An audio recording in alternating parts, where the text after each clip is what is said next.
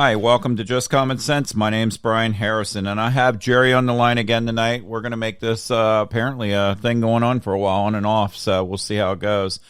A lot of people like when Jerry's on the podcast. It seems to work well for us. We will have other people on occasionally, but we've got to get some people that know what they're talking about.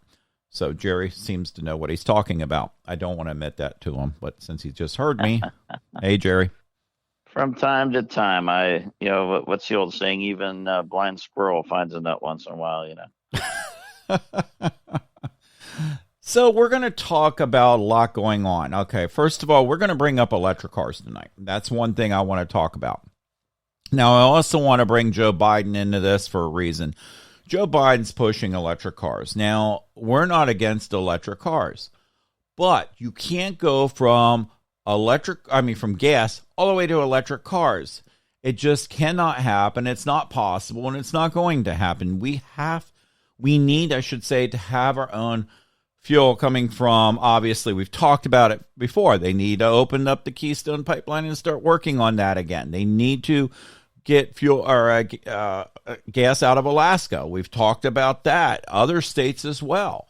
And this is just getting ridiculous of what's going on. Now, we're going to talk about the environment for the climate changers out there. You know, all these people talk about climate. We're going to talk about electric cars. So when we talk about electric cars, there's a lot involved. There's obviously nickel. There's all kinds of copper, and some of this is recyclable. There's plastic, by the way. The main thing are the batteries on the electric car. Okay, a lot of people are looking at this like, hey, this is the greatest thing of all. But where are those batteries going? Are they recyclable? No, they're not. And I'm not saying not to buy an electric car because I actually have a car. It's gas and electric. My wife has a hybrid. Great cars.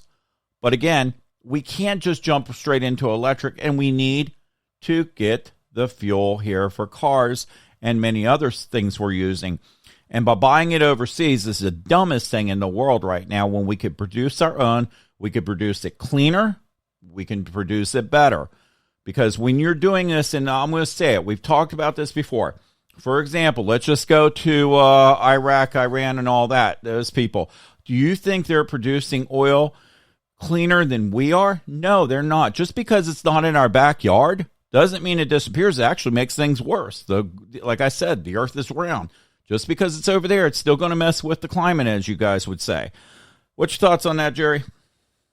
No, I agree. And it's kind of funny that you bring up, are they going to do it cleaner and better? And no. And most of the people producing it don't even care, because over in those countries, a lot of the people that work in the oil fields and produce oil and everything like that, they can't even afford to drive a car. That's correct. Absolutely correct. They have people in abject poverty that are working in their oil fields. And I mean, Saudi Arabia is a little bit different, but Iran is, they're a third world country. Yes. And, so a lot of their workers are not even, they're not even aware of the environmental hazards that they cause. Yeah. And because you were over there when you were in the Marine Corps, so for many years, and you were involved in all that stuff. What did you do in the Marines again? Well, I was a mechanic on amphibious armored vehicles, but also I worked with demolitions for a while for clearing minefields. And then I was, was a recruiter for a while, so I did a few different things. And did you do some intelligence or something? I thought you said once. No, I never worked. Never worked in the intelligence. Just field. Curious. Yeah, I know you were in the Marines for many, many years. Yep. So anyway, that being said, that he got to see a lot of things over there. So when it comes to electric cars, yes, there's a lot of good in them, but there's a lot of bad that we got to keep in mind. Because you go to an electric car doesn't mean you're going to stop climate change. Actually, you got to put those batteries and these plastics somewhere. Well, where are you going to put them? Batteries aren't recyclable. They're going to have to go in, being buried somewhere in the ground, which brings up something they're hazardous waste when they're expired. That's true. That's absolutely true. And it brings up something else that I was running across the other day. We were talking about solar panels. I had somebody pop up here. They were talking, and they were trying to talk me into solar panels. Not a bad idea. I'm listening, of course. I'm like, okay. and they're saying, okay, well, we got these solar panels. We're doing this. We could put them on your roof. The government's going to pay for most of this. And I sat there and I said, okay, so how long does solar panels last? 20 years, 25 max. What happens with the solar panels? I know the glass might be recyclable, but what about the rest of it? Well, it goes in a big field, and we put it in a big field. Well, there we go again, guys. Big field. Guess where that goes? Into the dirt. Let's talk about the environment.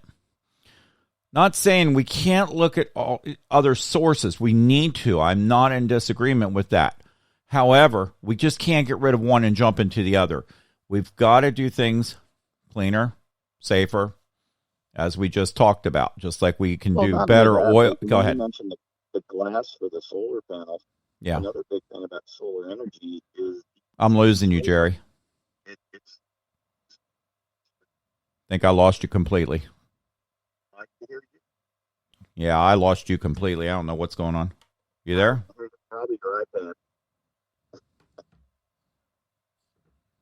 All right. I think I lost Jerry, guys. I'm here. So try it again, Jerry. I think he's back. Go ahead. Yeah, I'm here. It's probably your Apple equipment. Oh, give me a break. We're always making fun of this. All right. Come on, Android boy. The whole time. You can hear me because I'm talking on a piece of good equipment. Yours just muffled. No, you're not. You're on an Apple. Uh-huh.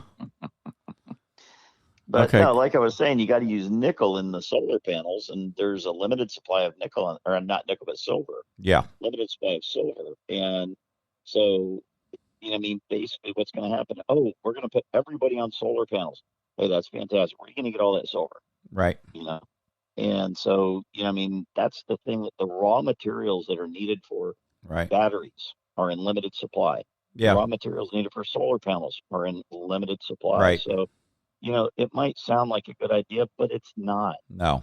And it's like, the other thing is too, like I said, the batteries are then hazardous waste when they're, expired and they're no good anymore. And, so there's so many issues. And then, for plug-in cars too, okay, we have California routinely goes through rolling blackouts during high power usage when the weather's warm.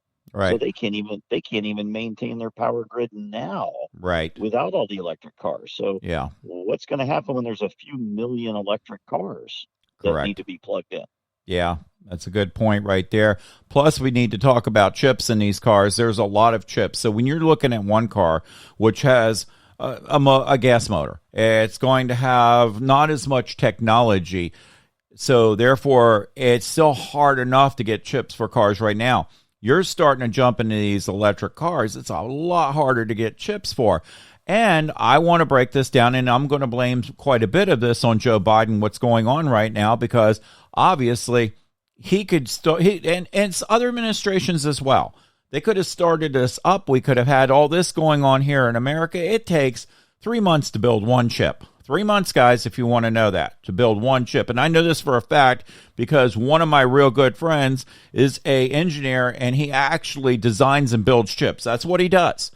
And he tells me exactly it takes 3 months, lots of water, and it would take years to put a plant here that would handle chips and stuff like that. It's not something that's handled overnight. So I just wanted to bring that up. You mean like one of those plants that Trump was trying to get built and that Biden reversed Trump's decision? That's correct. Became president. That's correct. Oh, absolutely. Yeah. Just like when we had the Keystone Pipeline, that was going on and got kicked back. And was almost done. Yeah.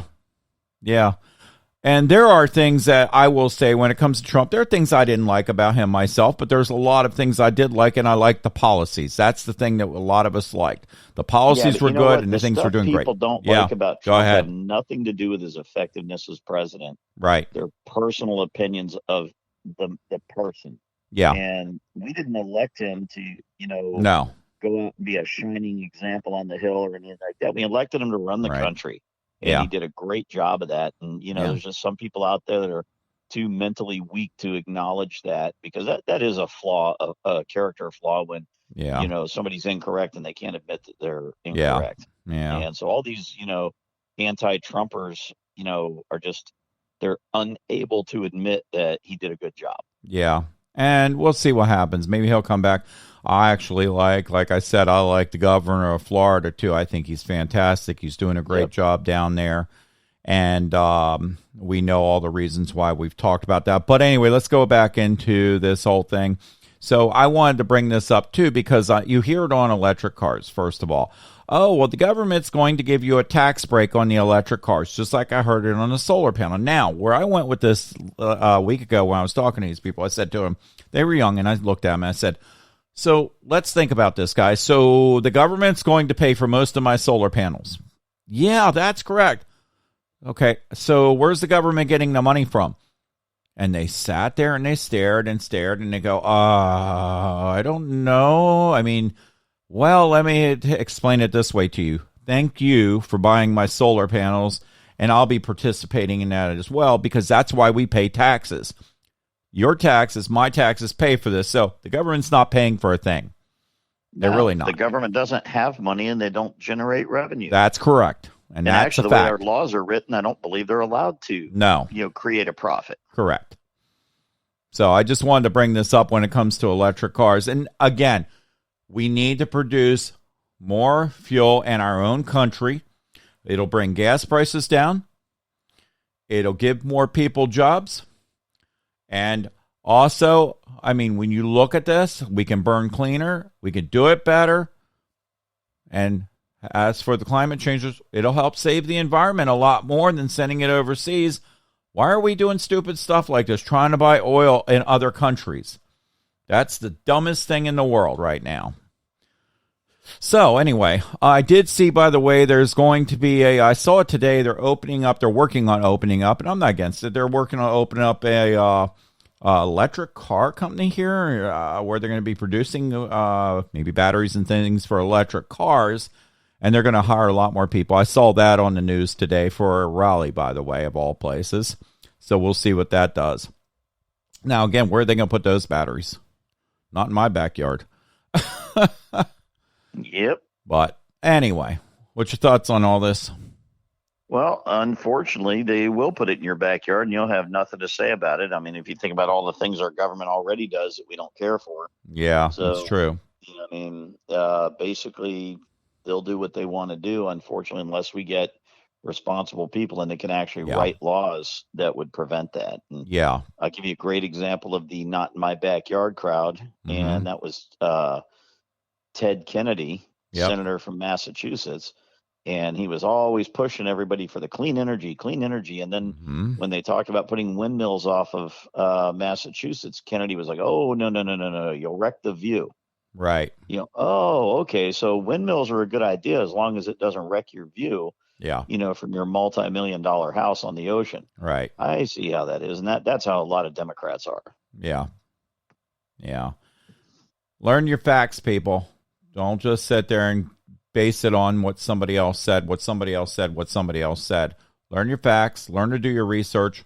Learn to do things right, because I can prove you wrong all day long. And if you want to go up against either one of us, go for it. Go for it. Bring it on, and I'll prove you wrong. I'm not going to be right on everything. I will say that I'm not perfect, but I have been proven wrong a few times, not many. But especially when it comes to all this.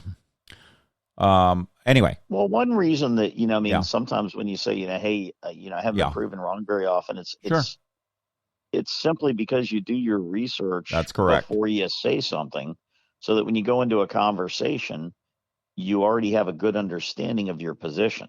Right. And what I find from people on the left is they go on emotion rather than from a position of information. Or they go by what their friends are telling them, or somebody else is telling them, or what some improper news source is telling them.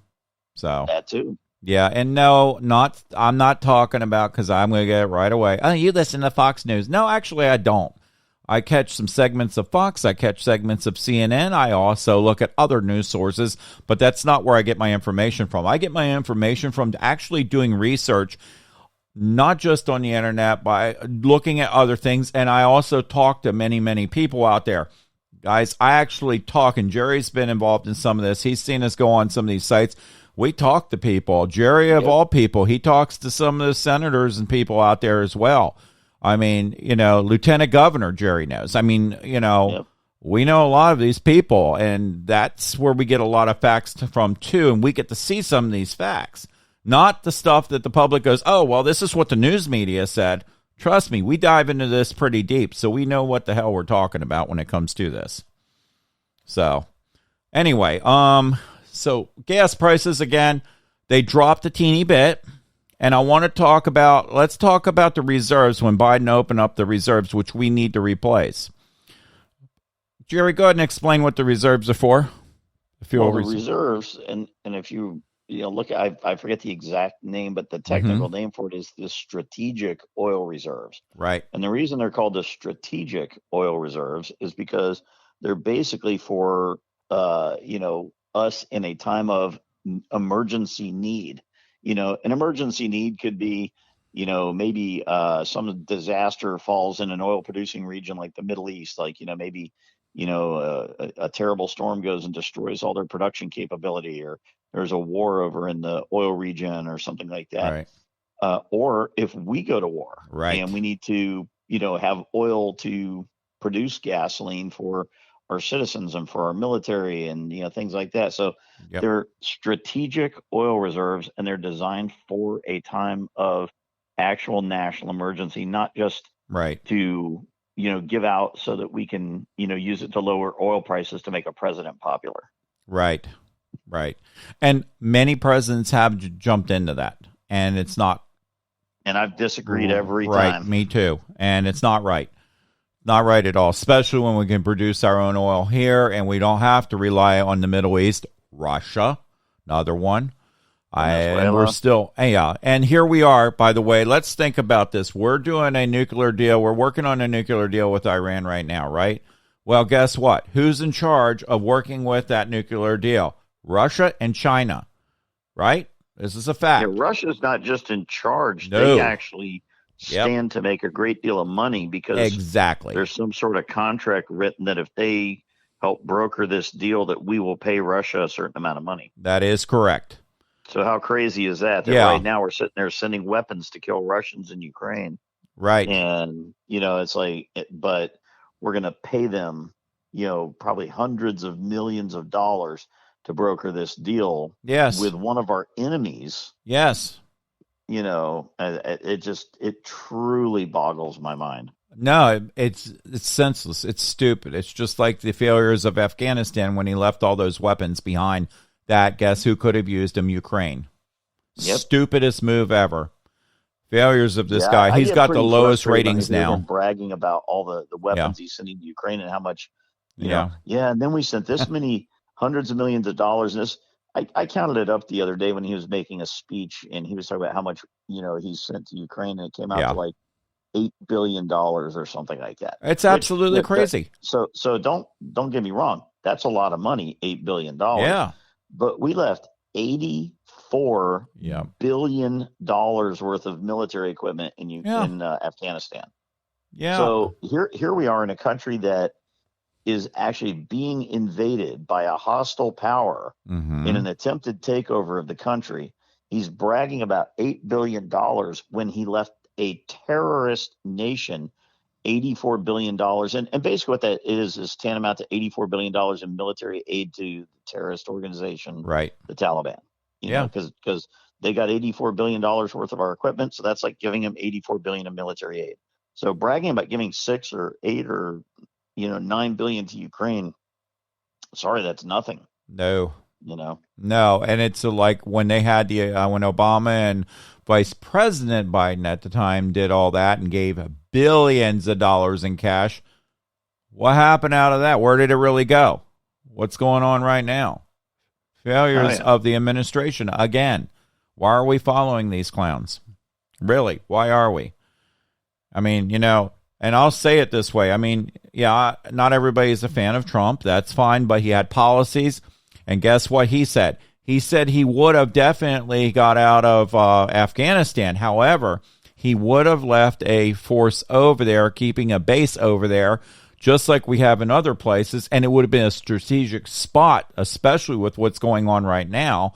And he said he would also, if he couldn't have got the weapons out of there, he would have actually ordered it for their destruction and get rid of them that way, if that were the case, and he couldn't get rid of them. And that's actually a textbook way of doing correct. things. And, we're actually trained how to destroy our own weapons if they are about to fall into an enemy's hands. And so, that's not something that's pie in the sky, or that, people can say, oh, well, Trump's just making it up. No, that's actually our policy. Right. That, if we're going to, leave an area and we can't bring our equipment with us, that we destroy it so that it can't be used back against us. That's absolutely right. It's absolutely crazy. And I know a lot of this started with electric cars, and then it went into what we're going into, buying fuel from our countries, our enemies over there, we'll say.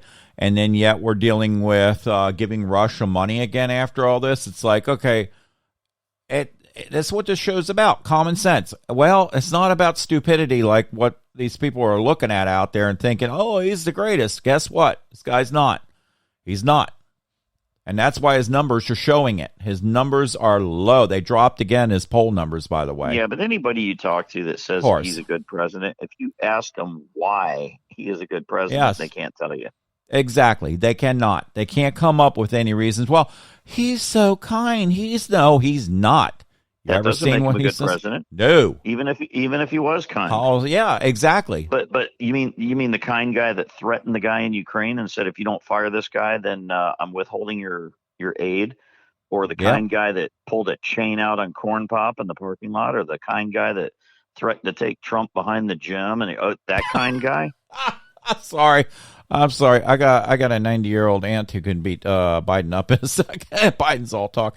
No, I agree. Yeah, but I mean, barely, but that's just the what he was saying. I mean, it's like, I remember guys like him. I take him out behind the gym. Oh, that kind guy. Oh, all okay. Talk. Well, he lies all the time. I mean, he's lip service. Well, that's all Biden does, and he doesn't follow through with anything he says, and that's the real issue here too. Or he'll try to, but it's what he follows through with is completely the opposite of what he says sometimes. Or, he's been in so many lies. He's a perpetual liar. He doesn't even know when he's lying. Of course, I don't think he knows what he's doing anyway. I mean, he's got a list telling him what to do. And then the media ask him questions. He's like, oh, what do I do? Just like he did in Poland when he didn't even know where his troops were at. He says, now when you guys are going to be in. The liars often don't even remember that they're lying. They've told the lie so many times that they don't even remember what's true and what's not. Right, but just like when he was over there, he said, now when you get into Ukraine, you're going to see this, to his own troops, and they're like, are we going to Ukraine? Hello. And then his own people are like, oh, no, that was we're not going to Ukraine. They're having to recover around their White House right now, trying to fix the problems he just made up. Yep. So either he doesn't know what's going on and he thinks we are going into Ukraine, which is dangerous if the president doesn't know. Right. Or he just gave up our plans. Yep.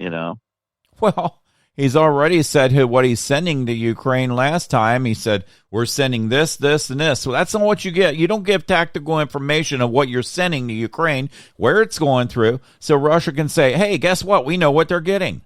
Dumb move. You be quiet, you do it, you get it done with, and that's done. Just like these MiGs should have gone, in my opinion, and you and I both talked about that, and many people said, send the MiGs. It's no different than sending the weapons. They can know how to fly the MiGs. They'll handle it. That's fine. Guess what? Thousands and thousands of people are dying very bad over there. And guess what? It's knocking on the back door of Poland and everybody else right now. Talk about Hitler. I know when they were talking about Trump, they were talking about Hitler. Well, guess what? Better look at Joe Biden's failure here, because guess what we're looking at? Putin. And he's pretty much there right now where Hitler is, getting close. Not quite there yet, but it's close. Well, and Putin is in control of a huge amount of fossil fuel production. Absolutely. And, what a lot of people don't realize is Ukraine has a significant number of nuclear reactors for power. Yeah. And so, basically, if Putin's, to take over Ukraine, then what happens is he's, basically can, increase the value of the oil by decreasing the use of the nuclear reactors in Ukraine. Right. Or destroying them altogether. Oh, yeah, which they almost did one night. And guess what? The NATO did nothing about it. They were so close. NATO should have said, back off now because you're getting too close to a nuclear power plant, and that's going to affect all of Europe. Yep. They didn't do anything about it. That just shows how weak they were. Should have handled that night and said, guys, if you keep getting closer, we are going to have to come in and just get your troops out of there. You're going to have to back off. Well, sure, because that is a threat to NATO now. It is. It's a big threat to Europe. That many power plants. I mean, most of Europe is in NATO, and that's my point. That they say, oh, if NATO is attacked, an attack doesn't have to be boots on the ground. I mean, an attack can be any number of things. So, as far as, if you destroy a nuclear reactor and there's fallout that gets into a NATO country, well, in my opinion, that's an attack. Yeah, absolutely. And I'm not saying, oh, we need to go to war or anything like that, but we also don't need to stand back and not take care of business. Correct. That's absolutely right. So anyway, where this whole thing was going to, it was just going and all that. And then we were talking about Ukraine, which produces a lot of palladium out of there, which produces these chips. That's part of it. Then there's wheat and other things that's going on. So the prices that are going up are not from Russia, all of this. Because the first thing this was going up before, guess what? Before all this started with Russia. Then all of a sudden, Biden blames it on one source. Now he's blaming it on Putin. Get your facts straight. Get your facts straight, people, because Putin's a bad guy. We're saying that. And this whole thing's a mess. But, again, inflation is all Joe Biden's fault here, what's going on. It is. Oh, absolutely. Absolutely. Yeah. We're talking, because I talked to many people, and Jerry has too. There were ships sitting off California coast, sitting there, and Joe Biden could have had in there. These products could have gotten to people, and we have all these shortages going on right now because of the failure of the administration up there right now, plain and simple. And this is 100% and also their fact. Lockdowns during COVID, and which didn't work. They're paying people to not work, so people weren't actually out producing things. Right. And, there's just so many issues right now that this administration has caused. Well, and then Fauci's talking about more lockdowns and stuff today, and he's irrelevant. Nobody's even listening to him anymore. But let's also talk about the lockdowns. Johns Hopkins Hospital actually came out with a study saying it really didn't do much of anything having lockdowns. And Johns Hopkins is a very, very, very big hospital, very well known, very reputable. Yep. So I'm just saying. But we learned that over time, and we got to see this, and we know what did not work. All right. Well, a lot of people knew it up front. Of course. And, they were silenced by the government. Of course. And told, oh, don't you dare say that. It's like, well, what? Don't say the truth, Right. That's right. Well, we just can't have you scare the American people. And right. Oh, okay. So you can abuse the American people, but we can't tell them the truth and let them be scared when they hear the truth. Right. Okay, I see how that works. Yeah, I remember. I told you guys I was on the phone with a whole bunch of doctors one day who couldn't really speak up, and I was on the phone for an hour and a half with them. We were going over masks and a variety of things, and you know what? I was speaking on their behalf of why masks don't work. And I can prove that all day long. These cloth masks don't work. We've already proven that. They don't work. They're muzzles on the mouth. They really don't do much of anything. They're called blood masks. That's what they're for. These little blue masks, that's all they're for, period. And half the people are running with them down anyway, not around their face. N95. The true N95's got to be a fitted mask. It's only good for, what did I say? I think it was about maybe 2 hours, something like that. And it's got to be fitted, smell tested, and everything else. That's it. Plain and simple. Proven fact. All right. Anyway, anything else, Jerry? Because our show's about to end. We do about basically half an hour. So we'll be doing another show over the weekend, I'm sure. Or I will be. We'll figure it out. We were going to originally talk about the whole fake slapping going on, that show that was put on yesterday, looking at it all and studying. I still think it was staged, but that's another story because their ratings are so low. But we'll see. I mean, who knows? And that's another show we'll talk about. Maybe, maybe not. It's kind of going, it's something I'm just kind of bored of talking about. Don't really want to get into it anymore. All right, guys, I just want to say this. Thanks for our law enforcement for everything you guys do. Look, I'm seeing Donnie Harrison run here in Wake County. Hey, Donnie, I'm standing up for you, buddy. Jerry and I both know you. Hey, Keep up the good work. I'll be talking to you out there. I can't wait to see you become sheriff of Wake County again. That'll be great. Also want to go ahead and thank our first responders for everything you do. I do want to thank our farmers as well. You guys are going through a lot. You will be, of course, with the dry weather coming up and summer and everything else with the droughts and all. And again, the truck drivers, everything you guys are doing to get these products out that the farmers and everybody are going to be producing, because we're going to have a lot of shortages here and there. It's not as bad right now. It could get worse. It could, but prices are high.